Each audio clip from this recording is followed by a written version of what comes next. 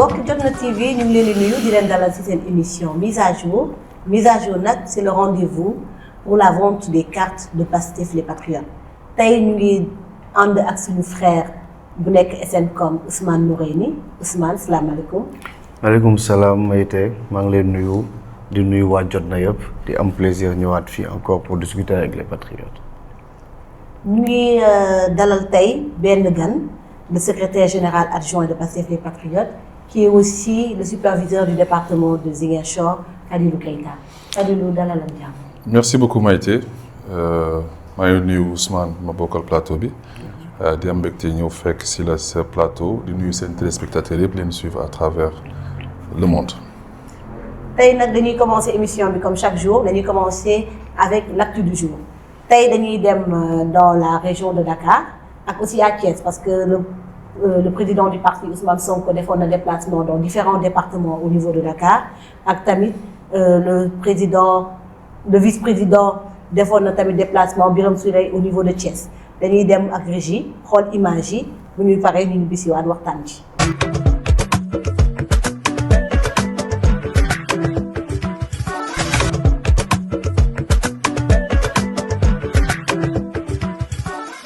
Je me permets aujourd'hui, pour la première fois, de lancer un ordre.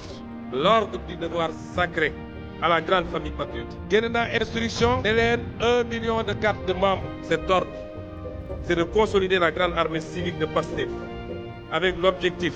d'1 million d'adhérents actifs en fin 2026. bëgg naa ñu am lu ëpp 1 million foofu. Chaque carte est un engagement pour la démocratie, pour la liberté, pour la République. jël leen carte de membres yi, les Sénégalais vous attendent.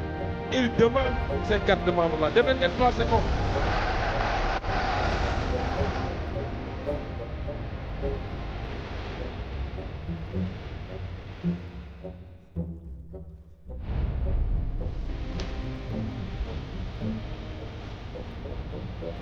lii ñuy def ku ko xool xam ni lu am solo la bu ngeen xoolee nit ñi fi ñëw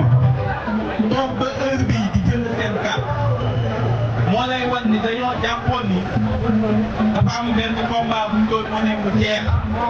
ñuy yaakaar ni lii ñuy bay lii ñu ji dinañ ko wattu ba mu sax ba fu muy raw ci Sénégal ñu gis ni ñi nga xam ni déggoon nañ leen tool bi dañoo ànd ak ña daan yàq tool bu boobaa li ñu jiwoon ñu xam nañu du mës a jéem loolu moo tax sénégalais dellu daañu ni xam nañ ni am na ñu waxante woon am na ñu wàcc seen yoon ndax bu ñu xoolee ñun gestu ay patriote lañ ngay gis ñeneen ña dem beneen boor bu ñu gestoo ñan ci doon xeex ñoo ñu gis seen kon war nañoo xam ni dëgg am na suñu fee nit ñi nag ku jàpp ni dañoo ñàkk fayda da ngaa juum nit ñi mënuñoo xeex jële fi loo xam ni àddina yëpp dañoo wër di ñu laaj nan lañ def ba jële ko fi Afrique ñëpp naw ñu tourné gis ñi nga xam ne ñoo yàqoon di dawaat réew mi ndax kenn du noo système da ngay sëy ci système donc ku jàpp ni nay boo àndee waa système la yàqoon démb mën nga ko jubal bi da ngay nax sa bopp.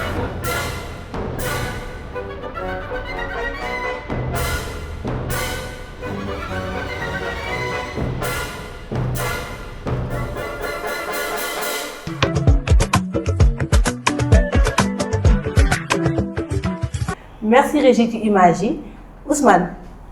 ñu ngi gis engouement bu doy waar ci biir région de Dakar ñu ngi gis Guédiawaye Pikine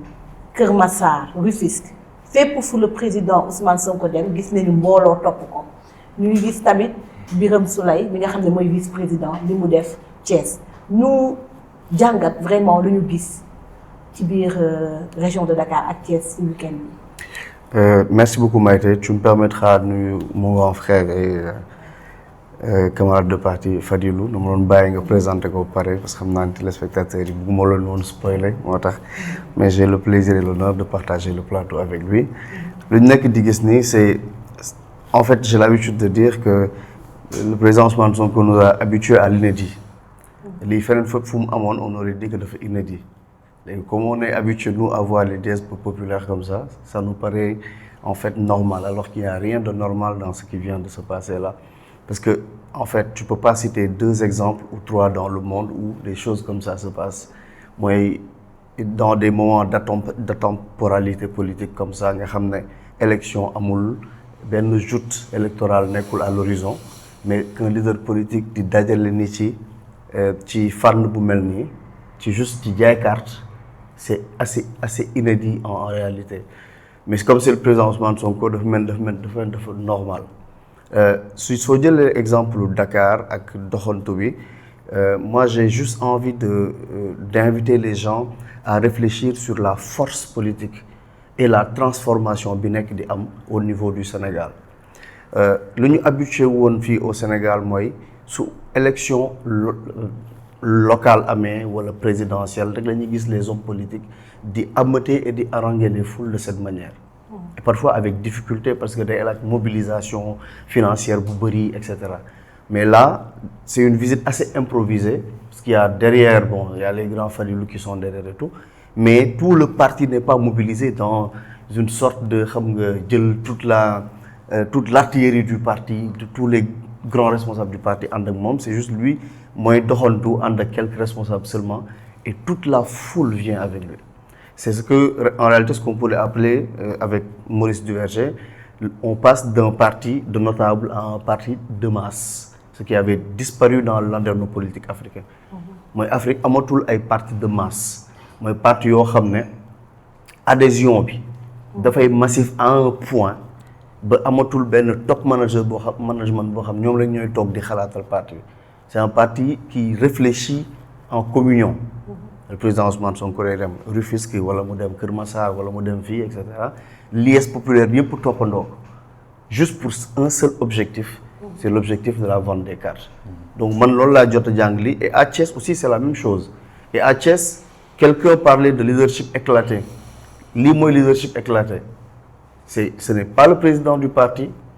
mais c'est un des grands responsables du parti moom rek lu muy mobiliser par son déplacement les leaders classiques des autres partis politiques n'arrivent pas à le faire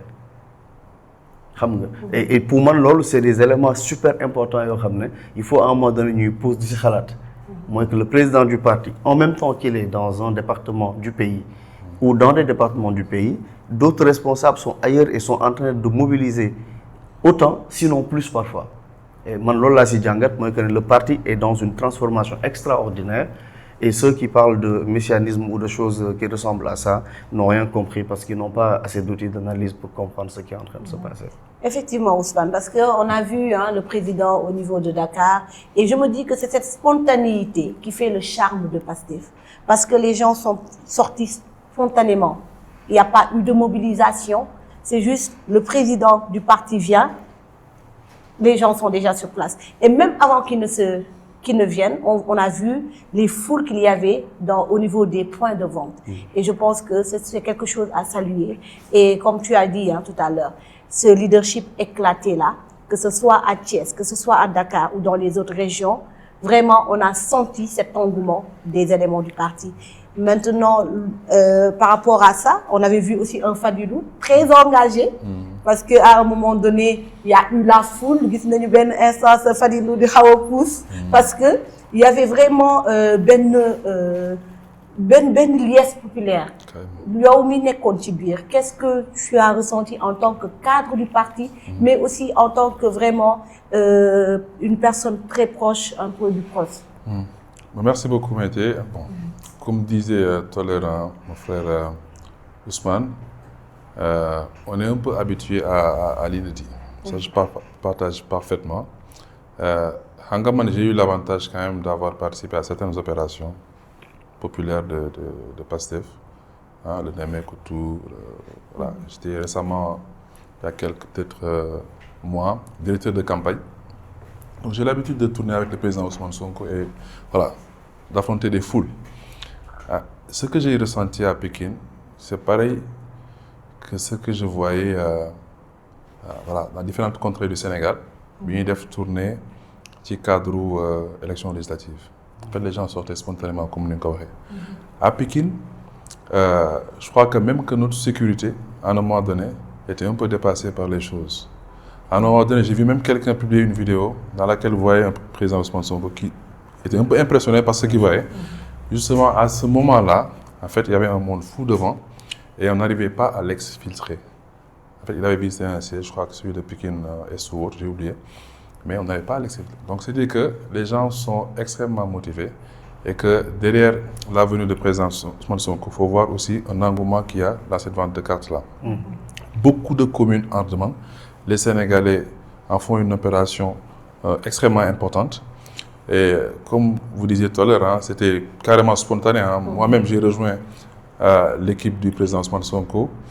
Après l'avoir saisi, il m'a dit que monsieur Yon bi, ma ne ko bon, maa ngi lay rejoindre. fekkee moom sax début bi. donc bi ñuy jaale kër ji bi yàlla na ko yàlla yërëm. fa laa leen dab ñu ko ne def tournée bi. donc mbir mi am na doole mais lii ñun lu ñu yàgg gis la Ousmane Sonko musul génn di dem fenn ci yëg ko boo gisee sax ni ñuy dawee ci mbedd bi ak ni ñuy génnee ci kër yi ak mbedd bi ni ñuy manifester. sunu yaay yi mag yi xale yi ndaw yi ñëpp di ko topp. loolu ñun tàmm nañ ko gis mais dañu dem ba dañu ko habitué ba da ngay yaakaar ni lu simple la mais tey balaa nga si doon xam dara nga dajale ñii ne ñoom ay politiciens lañ dëgg wala opposition lañ wala ay nit lañ yoo xamante ne ay porteurs de voix lañ buñ jaaroon ci koñ yooyu di nga xamante ne ni ils n'ont rien à voir avec ce que Pastef peut mobiliser, ce que Ousmane Sonko peut polariser comme monde. Il a parlé tout à l'heure du principe de subsidiarité, le fait que en fait qu'on ait des centres de responsabilité. Alors c'est extrêmement important. Tu sais, même pour les élections locales, en fait, c'est le leadership local qui sera déterminant. C'est-à-dire comment est-ce que les gens sont perçus dans leur localité et quel degré de confiance cela peuvent en fait engranger. Au-delà du simple fait que le président Ousmane Sonko, il a en fait, son capital sympathie qui met à disposition généreusement. Xam nga ni ko xamante ne dem nga ba mënoo nekk président nga jiital nit. bu ñu nee Ousmane Noureyni mi ngi xeex si gox bële pour nga ñëw jàppale ko wala Jean Michel day nekk loo xamante ne lu simple la. Mais lii nii aussi day annoncer un son de cloche. Day annoncer ni nous allons vers des élections, des échéances qui ont quand même leur importance. Et je disais hier dans une émission que ni nit musul a gagné élection locale perdre présidentielle. Mais lii nii avant-goût la bu am solo ci nar a xew ci élection locale yi te vente de cartes yi aussi élément la boo xamante ne ku bëggoon challenge Pastef dëgg-dëgg da nga koy fekk si terrain boobu mais yaakaaruñu ne dañu fi gis parti boo xamante ne mën na challenge Pastef ci vente de cartes parce que carte yeneen parti yi sax dañu ko doon maye mais fii comme ni ñu yàggee def de manière inédite comme le disait Ousmane tout à l'heure, levée de fonds spectaculaire en 2021 avec X nombre de millions en quelques heures defaat ko ci élection présidentielle bii nii carte bi aussi on mobilise de la ressource financière aussi. Les gens sont là, mais derrière les gens contribuent volontairement à l'acquisition de ces cartes-là. Donc c'est dire que les instructions du président Ousmane Sonko sont suivies, le peuple est là, pousse, Inch'Allah, te yaakaar nañ ni liñ ci gis dal na xel bu baax a baax par rapport aux perspectives yi ñu jublu Inch'Allah. Par rapport aux ventes des cartes, hein, quand on voit beaucoup d'observateurs, ñi nga xam ne yàgg nañu nekk di suivre politique Sénégal, la majeure partie wala bu ngee wax ñëpp nee nañu c'est du jamais vu. Parce qu'avec Pastef nañu soog a gis des gens des rangs mu am benn file d'attente bu extraordinaire pour seulement acheter une carte te da ngay gis sax ku la ne mënoon nañ dolli prix carte bi donc ça c'est quelque chose d'exceptionnel. ñuy waxaat par rapport aux cartes ñu bëri jënd nañ mais dafa am benn affaire bu des mooy l'activation am na ñoo xam ne activé wuñu seen carte moo tax dañ leen di jàppale à travers tuto bi waa régie di ñëw tegal ñu wan leen naka la ñu mën a activer seen carte parce que tant que activé woo sa carte doo nekk ci suñu base il faut que nit ñi xam loolu donc ku nekk góorgóorlu pour mën a activer seen carte donc régie dinañu wan tuto boobu.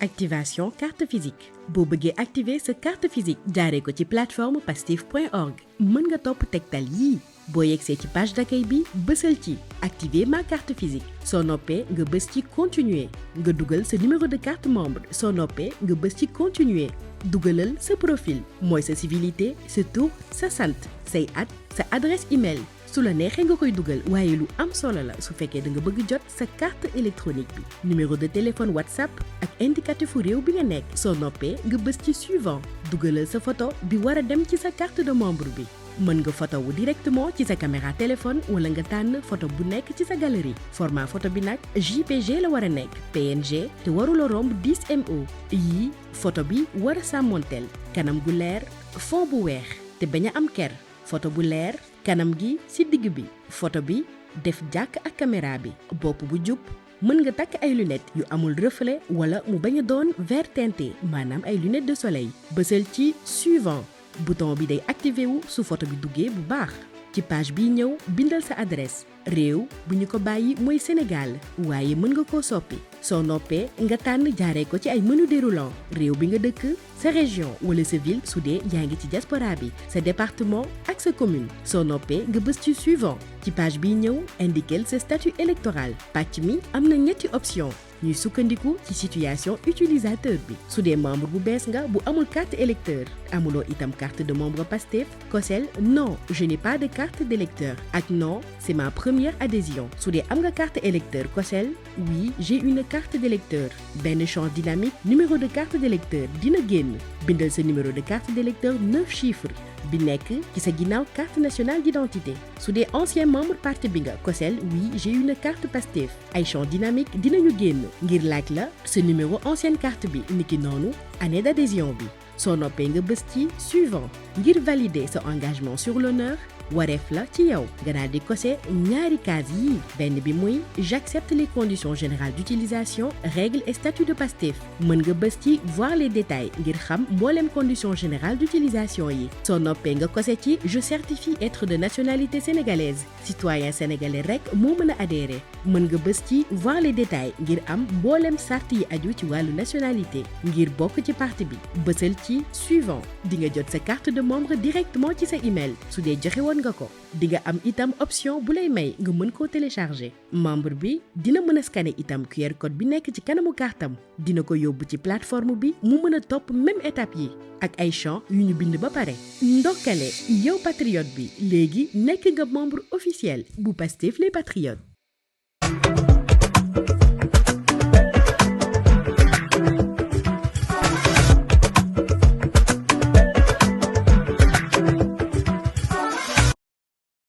Fadilou gis nañu sànq ñu ngi doon wax ni que yow yaay le superviseur du département de Ziguinchor gis nañu la ci image yi nga mobiliser vraiment ñi nga xam ne ñooy jaay carte yi quelle est la situation actuelle dans le département de Ziguinchor. Merci beaucoup Maïté. Faut dire que Ziguinchor liggéey bi mi ngi ça commence à prendre mi ngi am maanaam taxawaay bu am solo ñu ngi koy gis au niveau de Ziguinchor récemment on a tenu nos réunions en ligne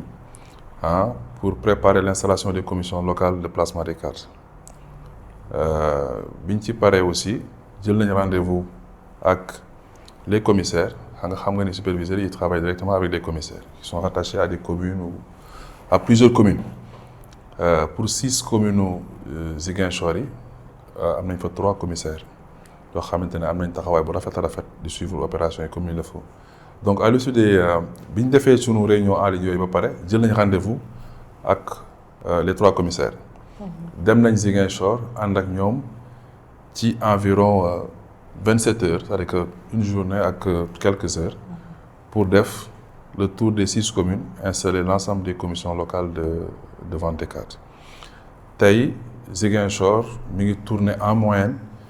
ci 450 cartes par jour Adéane ñoom def nañ carton plein 750 sur 750 reçus Boutoupa Camaracounda ils ont fait 250 sur 250 reçus Niaguis 300 sur 500 reçus Niassia 472 sur 500 reçus et puis Enampor 179 sur 250 dañuy joxe première vague carte yi premier lot bi dañ ko joxe te xam ngeen Casamance actuellement mi ngi taw bu metti xam ngeen ni zone boo xamante ne la am yenn bërëb yoo xam ne dafa enclavé trop pour nga accéder fa dafa metti te taw parfois day ñëw yàqu lu bari ci journée bi mais terewul premier lot bi ñu joxe fi mu nekk nii deuxième lot bi da ko war a fekk ci suba pourquoi parce que ñenn ñi jeexal nañu takk te carte yi leen joxoon xam nga commissaire liggéey bi ñuy liggéey ñu ngi koy liggéey ci cadre commission locale bi commissaire yi ñooy président bi bu ñu nekkee président aussi dañ ci ànd ak coordination bi nga xamante ne tey su ma doon lim dama naan le coordonnateur le secrétaire administratif le trésorier les chargés de la massification de la communication de l'organisation et de la communication ay membres lañ ci waaye képp koo xamante ne coordonnateur mouvement nga MODAP MONEP MONAF tout ça ay membres lañ ci waaye képp kuy membre conseil national aussi membre nga si donc boo demee fu mel ni Ziguinchor ku mel ni Toussaint Manga da ngay fekk il est coopté tout de suite d'office membre de la commission locale des placements des cartes. bul fàtte ni section communale aussi membre yooyu nga xamante ne dañu ci tànn ñu war a constituer la commission locale de placement des cartes bul fàtte ni section communale li koy constituer mooy l'ensemble des coordonnateurs de cellules boo leen ci yokkoon par extension aussi day jox envergure opération bi nga xamante ne dañ koy def donc tey Ziguinchor dañoo opté ci am benn lieu de vente muy seen siège mais tey ñu ngi réfléchir sur des possibilités d'extension d'éclater les points de vente de sorte que quartier bu nekk wala en tout cas circonscription bu nekk ñu mën fa yóbbu ñoo xamante ne dañuy jaay carte parce que une des missions des commissaires c'est de faire de sorte que sénégalais yi fu ñu mën di nekk ñu fekk leen fa jox leen seen carte donc comme ni ñu ko doon yàgg gisee aussi deuxième opération bi ñu war a def ci stratégie bi ñuy déployer war na tax ñu fekk si ci gaar yi ci marché yi ak bépp bërëb boo xamante ne ñu fay liggéey pour jege si carte yi ni ci mën ko jënd donc globalement à Ziguinchor ça se passe très bien dans le département am na engouement taw bi parfois rek mooy xaw a indi liggéey bi ay jafe-jafe mais commissaire ñu ngi def liggéey bu am solo population bi aussi mi ngi topp bu baax a baax parce que stock yi ñu fa amoon daanaka jeex na te demain incha allah bëgg nañu yóbbu le reliquat pour ñu continuer liggéey bi. Au niveau de la CNPC am na loo xam ne ñun dañ ko bëgg a comprendre parce que on voit des superviseurs Fadilou il milite à Kaolack mais Fadilou ñu ngi ko gis Ziguinchor. tout ça mu ngi militer Ziguinchor ñu ngi ko gis Dakar. donc naka ngeen organiser woo pour que vraiment mu am éclatement boobu nga xam ne ku nekk gérer nga benn zone boo xam ne peut-être du sa zone. est-ce que amul ay gàllankoor yu muy indi ci liggéey bi ak lépp. au contraire pour man en fait day tax mu gën a transparent et puis mu gën a fiable xam nga boo jëloon kuy militer benn zone nga jox ko responsabilité yu mel noonu soo moytuwul mun na biaiser liggéey bi parce que il peut être saisi par des intérêts autres que objectifs yi nga xamante ne moom la commission nationale bi di poursuivre. Il faut savoir que au niveau national nous avons la commission nationale de placement des cartes nga xamante ne c'est le vice-président en charge des structures moo koy toppatoo muy monsieur Birame Souleye Diop Ayib Daffé le EG moo topp ci moom en tant que vice-président et puis le responsable de la massification le chargé de la massification au niveau national aussi nekk seen secrétaire général monsieur Aliou Bey mais boo ñëwee au niveau local à l'échelon départemental tu as des superviseurs mais comme ni mu ko waxee ils travaillent avec des commissaires. Maintenant l'idée de mettre les gens en quinconce ou en tout cas faire de sorte que ku nekk fa ngay miite doo fa nekk superviseur day tax processus bi gën a transparent mais day tax aussi ñu dénk la loo xamante ne xam nga ni sas la xam nga ni am na importance waaye xam nga ni aussi da nga war a rassurer ñi nga xamante ne ñoom ngay fekk si parce que man par exemple j'ai avec moi ay responsables partis yoo xamante ne tey ils sont très très très engagés dans le travail qu'on nous a assigné tey aussi il faut prendre en compte que ñi nga xamante ne ñu ngi liggéey aussi au niveau local dafa am nu ñu structuré dafa xam nu ñu xamee seen gox xam réalité yi min ko moo tax boo yoree supervision boo ñëwee doo toppatoo wala doo dugg ci yenn niveau de détail dafa am liggéey boo xamante ne dafa am fu mu yem ñu def benn trait d'union entre yow ak section bi nga xamante ne ñoom la ñu war a àndal ci liggéey bi muy le commissaire waaye aussi importance su organisation bi mi ngi rek ci fiabiliser processus bi nga xamante ne teg nañ ko indépendamment du fait aussi que le travail du commissaire le travail du superviseur ak les relations yi am interaction yi am entre tout ce staff-là qui constitue la commission locale de placement des cartes est très bien organisé parce qu'on a des documents à l'appui on a un guide du superviseur on a un guide du commissaire on a des modèles de PV d'installation on a un listing faisant office de feuille de présence yoo xamante ne c'est des documents que nous partageons avec toutes les parties prenantes donc opérations yi c'est des opérations très très claires et lisibles et les premiers pas que posent souvent les superviseurs comme j'ai eu à le dire tout à l'heure c'est des réunions en ligne réunions qui sont convoquées à l'effet de tomber d'accord et d'avoir une même compréhension de tout ce qui est consigné dans ces documents-là pour que mu bañ a am ay jeexi jaaxa bu ñu nee superviseur bi lii la war a def ñu xam ne lii la war a def bu ñu nee commissaire bi de manière hebdomadaire dafa war a remettre au superviseur un rapport qui puisse le faire bu ñu nee stratégie bi dafa bëgg ñu fekk ni jox leen seen carte que le superviseur lui-même en charge du suivi mën ko toppatoo bu ñu nee fii dafa am conflit te commissaire yi mënu ko régler qui puisse le remonter au superviseur mu jéem su ko mënul ñu mën ko remonter au niveau du conseil de la commission nationale de placement des cartes donc liggéey bi c'est très très très structuré c'est très bien organisé le process est très très très fiabilisé donc loolu moo indi ku nekk fa ngay militer ñu yóbbu la feneen pour nga mën leen jàppale ci vente de cartes yi. au niveau national gis nañu bi part yaa ngi koy wax ci département de Ziguinchor il y a eu des ruptures de cartes ñu ngi ko gis je pense engouement boobu tam ñu ngi ko gisoon biir Kaolack je pense que les gens étaient convoqués à 11h. Kaolack seen Kaolack donc à 11h mais les gens y étaient à 7h du matin te gis naa leen ñuy casse donc est-ce que yéen a ngi jël en compte vraiment population bi seen envie bi ñu am pour jot ci carte bi donc da leen a jaral dafa mel ni que dañuy jug pour dem voter bi parce que man impression boobu laa am quand je regarde un peu les images Ousmane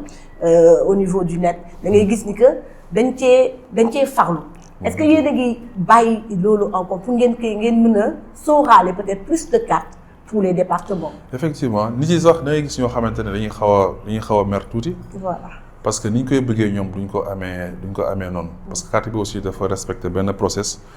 Tout à l'heure yéen a ngi évoqué les modalités d'activation xam nga loolu ça prend un peu de temps parfois les gens ne sont pas forcément patients. da ngay gis dawalkatu charrette bu arrêté charrette am moom dafa war a jënd dem continuer liggéeyam. gis suñu papa boo xamante ne mënu sax taxaw bu baax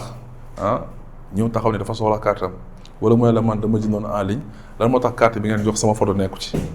voilà c'est des choses yoo xamante ne da nga koy gis ci terrain bi mais comme li nga wax sànq dafa am solo c'est-à-dire que ñun am na beneen travail parce que aussi xam nga li ñuy liggéey c'est des procédures c'est une organisation qui est là mais l'affaire elle est dynamique c'est-à-dire que dañ koy améliorer au fil de l'eau. La vente elle n'est pas limitée à une histoire de 2 semaines. Nous avons un processus qui doit durer 3 mois. 3 mois en fait durant lesquels on doit pouvoir écouler le stock qu'on a et aller même au-delà. Pourquoi? Parce que ñun xam nañ ni am na communes yoo xamante ne notamment Kaolack bi nga cité am na lu ñu leen prévoiral pour yóbbu leen ko ci ay cartes gëm nañu ils peuvent faire plus parce que le stock bi yëpp bi ñu leen prévoiral le tiers ils l'ont vendu en 2 jours. Donc c'est dire que imagine koo xamante ne dafa war a jaay ci 3 mois. li mu war a jaay ci 3 mois maanaam li mu war a jaay ci 3 mois li mu méngoog 1 mois bi moom mu jaay ko ci 2 jours. ça c'est dire que ñooñu ils ont une propension extraordinaire à vendre beaucoup plus que ce qu'on leur a proposé mais da ngay gis aussi comme jour vote ni ci ñëw def que mais ngay gis ay mag yu bari yoo xam ne day ñëw aussi teg seen chaise toog yàqamtiwuñu dara ñoom li ñu intéressé mooy am seen carte mais au-delà de ça. dafa am discours yu dal xel yooyu dégg. Sénégalais yi aussi bon il faut savoir que xam nañ enjeu actuel yi nekk ci écosystème politique bi dañuy gis sa yaay bu la woo nga ñëw mais na nga toog bu lay expliquer lu bëri ci parti bi wala fu mu bëggee Ousmane Sonko sax mu nekk Pastef wala ñenn figures yi sax ni mu leen xamee en politique pourquoi parce que day topp Pastef day topp Ousmane Sonko génn kartam wan la ko fièrement wan la yéen foo leen ñu woo incha allah dañ leen di wuyu on entend des discours moi j'ai des images. avec moi yoo xamante ne image yu daw yaram la dëgg fa yàlla nit yi bëgg nañ Pastef te xam nga rek loolu boo ko gisee aussi sas lay nekk ci yow moo tax ñun amuñu droit à l'erreur moo tax lépp lu ñuy jaay Sénégal yi leen ko wax dañ ci war a nekk te kenn waruñu gis ñuy wàcc yoon. pourquoi parce que capital maanaam espoir bi dafa diis trop te nit ñi ngay wax aussi c'est des personnes yoo xamante ne qui peuvent être très âgées qui sont là qui consentent des efforts financiers aussi et humains. parce que ñenn ñi aussi du ñoom kese ñoom la ak seeni entourage Pastef am na magi Pastef donc âge boobu aussi moi j'ai des images de nit yoo xamante ne wax dëgg fa yàlla bu ñu la nee kii am na 80 ans ou plus doo ko weddi parce que ils tiennent même pas debout am ñoo xamante ni ils sont venus à chaise roulante ils sont là ils participent aux opérations te loolu lépp war na tax ñu xam bu baax li ñu yore mais au-delà de ça aussi bon de manière pratique aussi war nañ xool lépp luy jumtukaay en évaluant tout ce qu'on est en train de faire lan lañ mën a faciliter nit ñi opération de massification yi ñu doon def juróom ni ci leen enrôler lu mel nii war nañ si mën a xalaat loo xamante ne dañuy fekk si fa ñu toog ñu mën leen a jaay seen carte ba pare enregistrer leen. Ousmane. Merci beaucoup Falilou je pense que question bi man dama nekk di réfléchir sur la stratégie et surtout liy xew ni en quoi c'est extraordinaire. Donc, je suis en train de faire un travail boo xam ne c'est un peu un travail de sociologue sciences politiques mooy dama nekk di xool les plus grands partis politiques du monde en tout cas ni ñu wax ne c'est les plus grands partis politiques du monde la mooy seen dynamique d'adhésion populaire et j'ai pas vu 3 partis comme Pastef dans le monde je suis en train de faire ce travail là benn laa si gis en Afrique et c'est au niveau de Tanzanie et c'est le CCM. C'est un parti qui date de 71 et c'est le parti de Julius Nyerere. Depuis 1971, c'est le parti le plus populaire. Et même nous, PASTEF, dit enrôler les membres, ils ont du mal. Et c'est un pays quand même, c'est plus de 50 millions d'habitants. Ce qu'on a amené en termes de prorata par rapport au Sénégal où on fait 18 millions, la dynamique de PASTEF, mais si tu prends, c'est un travail que je suis en train de faire, je continuer. Mais sur l'Inde par exemple, le parti le plus célèbre, le BJP, l'Inde fait 1,46 milliard de personnes. Ils revendiquent 100 millions 1 million de militants enrôlés par exemple. 140 millions de militants enrôlés. Au prorata, ça te fait 9,5. Alors que nous, PASTEF, ça va nous faire 13,6. Si on rapporte ce fichier électoral, ça va être encore plus dingue. Parce que notre fichier électoral, ça ne dépasse pas quasiment les 7 millions. Alors que nous, ils sont à des centaines de millions d'électeurs, quasiment 1 milliard. C'est l'exemple aussi du Parti démocratique américain. Le Parti démocratique américain, dans un pays de 340 millions d'habitants, militants, en tout cas enregistrés, ça ne dépasse pas les 45 millions. Ça représente 12,7%. Si tu prends l'exemple en Turquie, parti Bougonore, il faut aussi l'AKP, dans un pays avec 86 millions d'habitants, ils revendiquent 11 millions en 2025. Ça va faire 12,9. Je vais parce que je me recenser les 10 grands partis parce que va être sous les 1 million, on va se placer 4e dans le monde entier, là où tu as des pays comme partis qui peuvent exister depuis les années 1700. Le Parti démocratique américain, le Parti républicain américain, l'AKP, etc. En Afrique, l'ANC existe, mais l'ANC c'est nous le en termes d'enrôlement et de dynamique.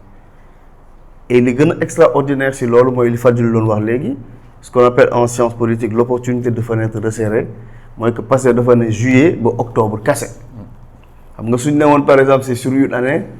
1 million, on le fait très rapidement et ça séquence sur 6 mois. Donc ça veut dire qu'en un an, on a 2 millions de cartes. Benen fait extraordinaire, comme nous avons dit encore, notre vente est documentée. Nous avons une carte, une carte unique. Carte Fadilou mënu ko bokk ak kenn parce que SNIT ils ont fait de sorte que la carte mënoo ko dupliquer. Et il y a une possibilité aussi bicéphale, mooy mën nga jëndee sa carte physiquement tout comme mën nga ko jëndee sur internet. Pour finir, je donne un dernier exemple. Le parti le plus dynamique en France, c'est la France Insoumise. Nga xam ne comme PASTEF toutes les semaines dañuy organiser. Moi j'étais en France, bokkoon naa ci groupe d'appui France Insoumise dans le 94. Donc xam naa la dynamique extraordinaire de la France Insoumise. Dans un pays comme la France, avec 65 millions d'habitants et 50 millions de fichier électoral, France Insoumise, il compte que 450 millions de militants. C'est 0,9. Si on rapporte ces habitants. Pourtant, c'est le parti le plus dynamique de France. C'est pour dire le travail extraordinaire que PASTEF est en train de faire. Et nous avons le documenter, il faut avoir politique. Et que sérieusement, les sciences politologues se gardent chez les PASTEF. Et on le fait avec transparence. C'est-à-dire que les chiffres disent en fait ce qui est en train de se faire. Si ajoute maintenant engouement populaire, etc. Pour moi, nous devons faire pause et que le monde braque ses caméras sur ce qui est en train de se passer au Sénégal et que ceux qui sont en train de pérorer et de piailler, en fait, n'ont encore rien vu, je crois. Donc, on peut toujours parler du phénomène PASTEF. Et si nous avons 1 million, comme nous connaissons, nous pouvons dépasser. Non, 1 million, il peut dépasser. Ça, c'est sûr et certain. En parlant de membres actifs, en fait, le parti a très bien joué. Pourquoi? Parce qu'en activant même la carte, à un moment donné, il est demandé d'insérer un numéro d'électeur, ce qui exclut certaines personnes, une frange de la société. On aurait pu aller sur du remplissage. Ku nekk am nga sa famille am nga doom sax bu am 3 ans da nga koy jëndal carte. te patriote yi bëgg nañ loolu identifier seen doom yi tout de suite ci voilà mais ce qui est demandé ici c'est 1 million de membres actifs et l'installation de 10 000 cellules comme l'instruction numéro 1 bi président Ousmane Sonko génne en 2026 et conformément aussi aux dispositions du règlement intérieur de Pastef les Patriotes. 1 million de membres actifs, c'est certainement 5 millions ou 7 millions ou plus de votants. Parce que ici, ce qui est visé, c'est que tout l'écosystème qui structure Pastef, et maintenant tout ce qui est mouvement, tout ce qui est catégorie socio-professionnelle aussi, bu leen agrégé kenn ku nekk li mu mën a jaay Sénégal bu ñu ko boolee quand même dépassé na ay prévisions ou 1 million. Et récemment, je crois que le président Ousmane Sonko l'a dit dans une de ses sorties, loolu c'est juste un plancher, dire que lii mënuñu ko ñàkk a def. Et c'est un premier step mun na am après dina am extension bu ñu def ci durée yi wala sax ñu permettre aux sections d'avoir un stock disponible et que les gens puissent continuer les opérations. Mais opération la boo xamante ne comme ni ko Ousmane waxee rek tey am na fu mu yóbbu Pastef les Patriotes parce que vous savez que fi ñu mës a jaar yëpp opération bu ñu mës a song dañ ci mës a def loo xamante ne benn parti mësu ko def. Ça me rappelle la levée de fonds qu'on avait faite ici en 2021 et à l'époque vous vous rappelez le benn ministre de l'Intérieur génnoon fii menacé woon ne day dissoudre Pastef. Politique Sénégal xaalis la woon xaalis boo xamante ne day jóge ci nguur ñu koy wutee ci ruq yoo xamante ne ñëpp xam nañ ko. di ko jox askan bi leen topp. fii askan bi moo jël ñoo xamante ne yoruñu benn levier wu état topp ak ñoom 10 ans parce que ça me rappelle un peu ancienneté bi yenn parti am comme ni ko Ousmane doon cité léegi c'était des partis qui ont 50 ans 40 ans 30 ans même les partis politiques au Sénégal il y en a qui sont cinquantenaires Pastef en 10 ans def lu mu def ci discours bu sérieux ci kàddu boo xamante ne dafa dëgër mais du changer waaye ci gëm-gëm yoo xamante ne tey da ko partager largement avec la majorité des Sénégalais moo tax opération yi ñu def nga xamante ne day ñëw nekk ay opérations yu contracyclique parce que bokkul ak li ñu tàmmoon gis Sénégalais yi di génn seen xaalis di leen jox Sénégalais yoo xamante ne boo leen waxee woote naa arena dañu war a mobiliser xaalis pour nga dugg sax il faut nga fay ñu fay dugg waaye aussi opération yëpp ni ñu ko accompagner moo di tan si élection yi fi jaar yëpp ba tax comme je le rappelais hier de manière inédite ñoo fi njëkk a yóbbu parti bu yore pouvoir ballottage aux élections législatives ñoo fi njëkk a nekk structure boo xamante ne dañuy ànd ak ay coalition boo xamante ne sax mën nga ne ay technocrate lañ mobiliser wuñu ay nit ñeen ñi nga xamante ne ñoo leen àndaloon ci Yewwi askan bi dégluñu aussi ñu def opération bu importante ci élection locale u 2022 yi donc bu ñu ñëwee tey di jaay carte ginnaaw bi ñu jaaree ci présidentielle def de manière inédite aussi résultat boo xamante ne mosu fi am président boo xamante ne premier tour lañ ko faral 54% mosul am Sénégal législative aussi boo xoolee données yi gis ni li ñu fi defoon aussi c'était inédit donc dugguleet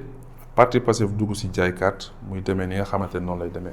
ñun gëm nañ bu baax a baax ni que ni palier wu 1 million de cartes yi franchement gëm naa ni balaa ñoo génn weer bi leneen la ñuy wax lu 1 million de cartes incha allah. sa dernier mot. waaw man dama bëgg ñaax déjà les superviseurs parce que xam nga coow lu mu bëri yëpp ak chiffres yi ñu annoncé yëpp tey moitié wu superviseurs yi kese wala un peu moins sax de la moitié ñoo installé seen ay commission locale donc coow li nga gis ni yëpp moitié wu commissaires yi kese ñoo installé ko donc commissaires yi voilà xam naa évaluation dina am et puis dinañ gën a baral liggéey bi parce que aussi ñu bëri ñu ngi laaj seen carte yi te bu ñu ko deful aussi day favoriser vente en ligne yi te vente en ligne bi aussi mën na indi déficit ci activation yi avec affaire yu mel noonu quoi donc vaudrait mieux ñu installer aussi les commissions locales très rapidement donc loolu appel la bu may def aux différents superviseurs su ma jógee foofu ma ñëw ci commissaire yi xam nga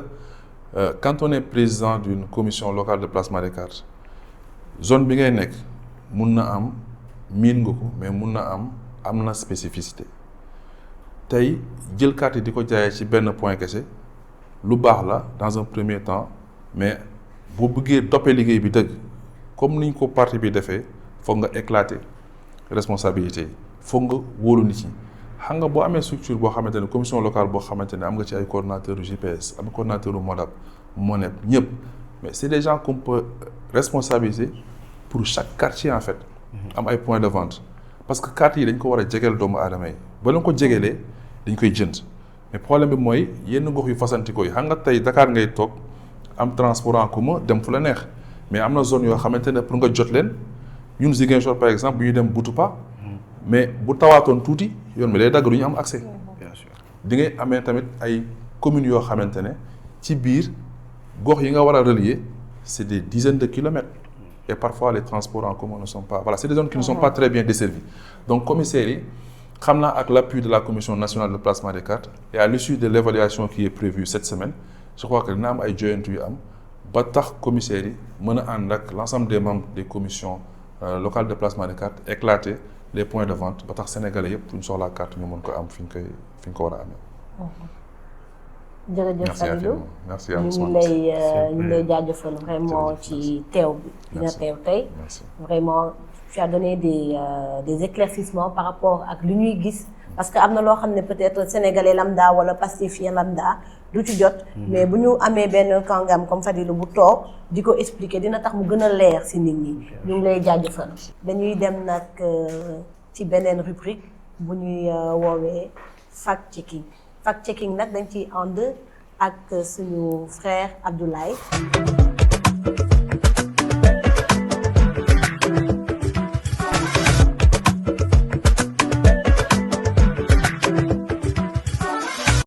merci Régie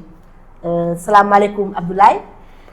salaamaaleykum salaam Maïté. laay tey loo indaale. balaa ñu tàmbali dañuy nuyu suñu mbokku patriotes yi nga xam ne ñu ngi seetaan suñu émission mise à jour alors tey dañuy dem fële ca Tivaouane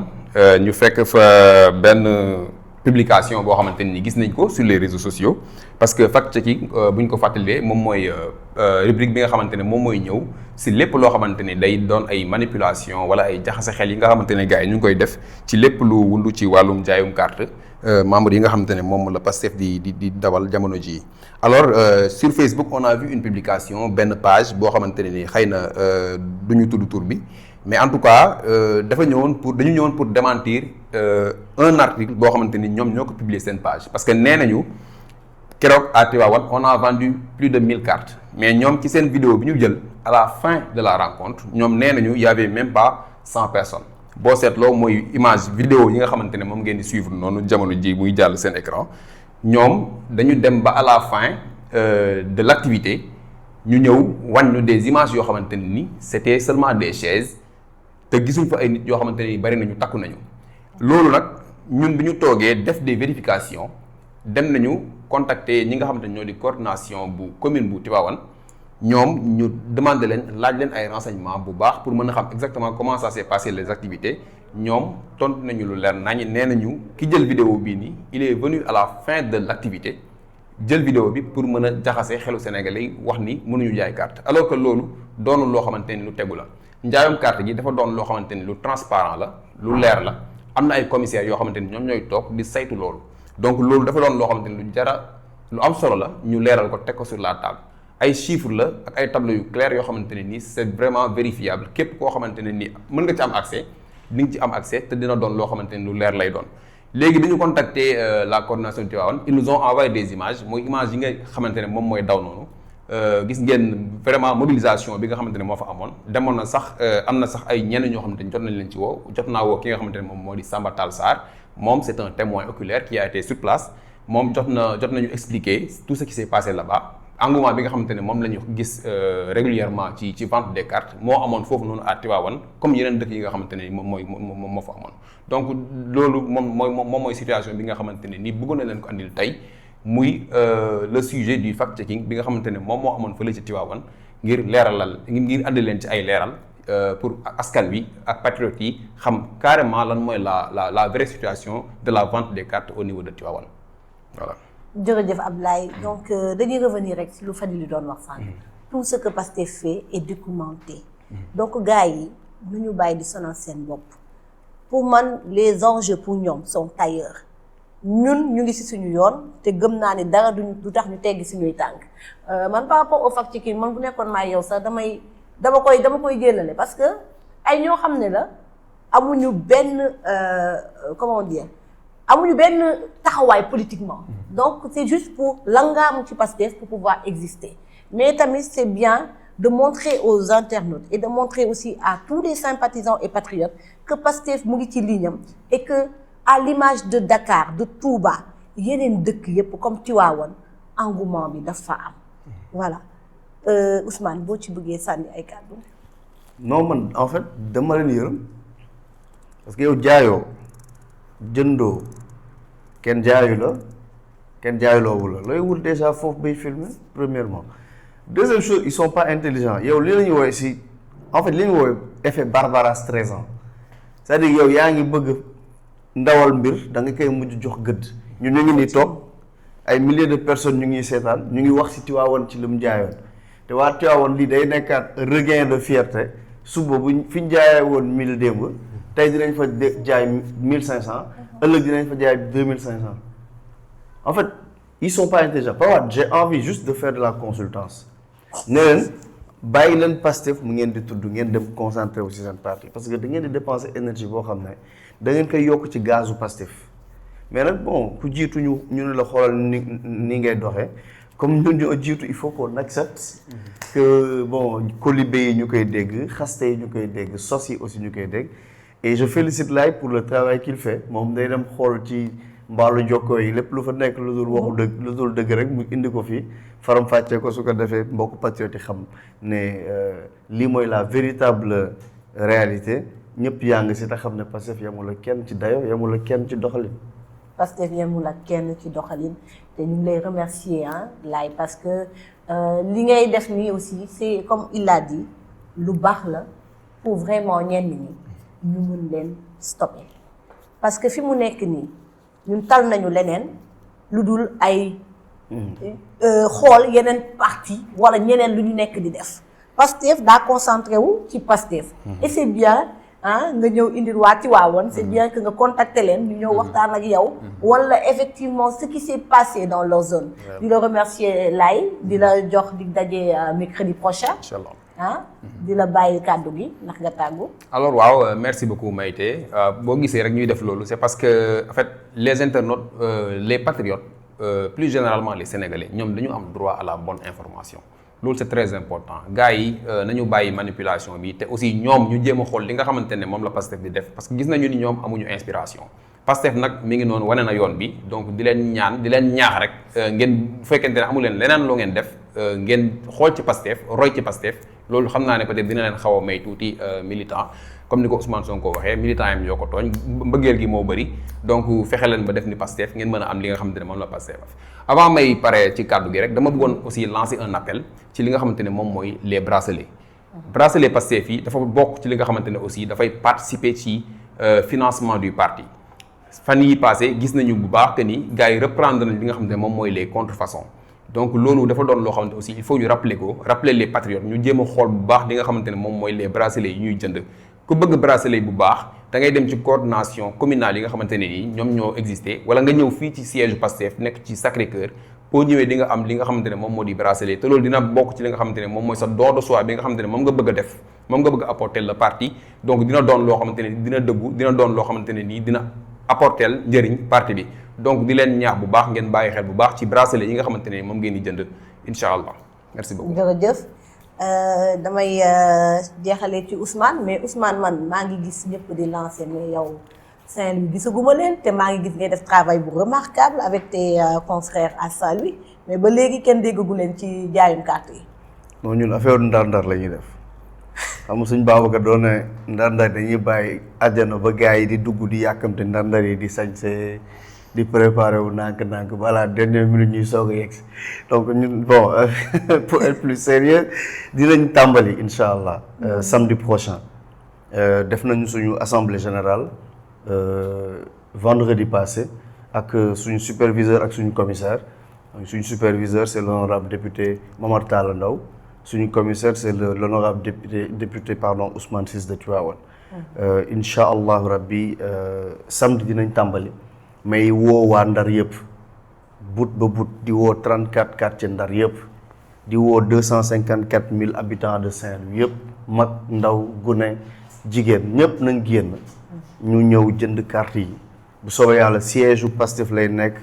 Sor Pikine képp ku fa ñëw samedi di nga mën a jënd sa carte bokk Pastef comme ñëpp yëngal Ndar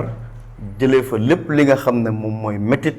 mi nga xam ne waa Ndar moom la ñuy dund ci élection yii di ñëw par la mobilisation topp le président Ousmane Sonko dans ses orientations et pour son amour propre du Sénégal pour l'amélioration qualitative des conditions de vie des Sénégalais et des Saint-Louis plus précisément. jërëjëf. Merci beaucoup, c'est moi qui te remercie. Donc ñu ngi leen di jox dig daje mercredi prochain ci seen beneen émission mise à jour avec d'autres invités. Merci.